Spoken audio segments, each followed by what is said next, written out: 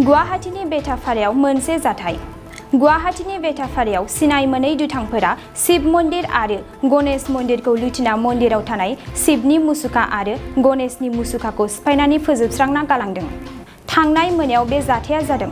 जेब्ला मन्दिरनि पुजारी आरो सिबियारिफोरा फुंनि समाव मन्दिराव थाङो अब्ला मन्दिरनि गासैबो मुसुखाफोरखौ बायना थानाय आरो लेथेर फेथेर जानाय नुयो। बेयावनो बे जाथाया सोराङाव फैदों। बेबादि दुथां हाबाखौ सोर मावदों, सोरनि आखाइ दं, बेनि दासिमबो रोखा मिथिनाय जायाखै। पुलिसआ दा बेनि सायाव गोख्रोङै नायबिजिरगासिनो दं।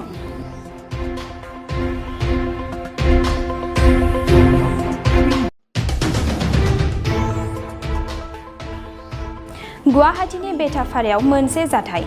गुवाहाटीनि बेटाफारायाव सिनाय मोनै दुथांफोरा शिव मन्दिर आरो गणेश मन्दिरखौ लुथिना मन्दिराव थानाय शिवनि मुसुखा आरो गणेशनि मुसुखाखौ सिफायनानै फोजोबस्रांना गालांदों।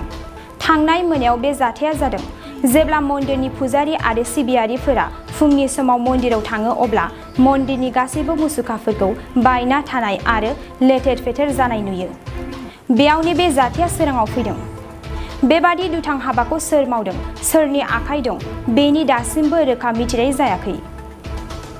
पुलिसआ दा बेनि सायाव गोख्रोङै नायबिजिरगासिनो दं। नोंथाङा सरखारि साख्रि नागिरदोंना? नोंथांनि थाखाय मोनसे गोजोनथाव खौरां। नोंथांनि थाखाय दं एडुकेट पइन्ट, जेराव नोंथाङा सोलोंथाइ लानायनि गेजेरजों सरखारि साख्रिनि गुबुन गुबुन रोखोमनि गोब्राब आनजादफोरखौ उथ्रिसारनो हागोन आरो गावनि आथिङाव गसंथानो हागोन। बे एडुकेट पइन्टआव नोंथांमोना SSC, bank PO, bank clerk, bank SO, UPSC, FSC, defence, railway, state insurance, AAO, ADO एसिस्टेन्टजों लोगोसे स्टेट लेभेल जब आरो माखासे सरखारि साख्रिनि आनजादाव गोनांथि जानाय आयदाफोराव सोलोंथाइ लानो हागोन। मख'नो गोनांदि बे सोलोंसालियाव साख्रिनिल' नङा, बेयाव एमबिए आरो सैनिक स्कुल बायदियाव एडमिशननि थाखाय एन्ट्रेन्स होनो थाखायबो सोलोंथाइ लानो हागोन। बे सोलोंसालियाव गाहाम थाखो खथानि सुबिदा दं आरो सम मथे नोंथांनि सोलोंथाइखौ बे सोलोंसालियाव होनाय जागोन।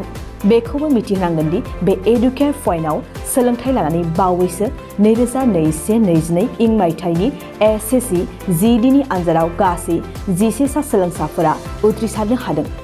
बारा नङा, गासै 15,000 रांजोंनो नोंथाङा बे सोलोंसालियाव 6 दानसिम सोलोंथाइखौ लानो हागोन। बे सोलोंसालिया क'क्राझार, बरपेटा रड, गवालपारा आरो बङाइगावआवबो दं। क'क्राझाराव सोलोंथाइ लानो गोसो गुदुं जानाय सुबुंफोरा 70020263133 9101 536360 70020263133 9101536360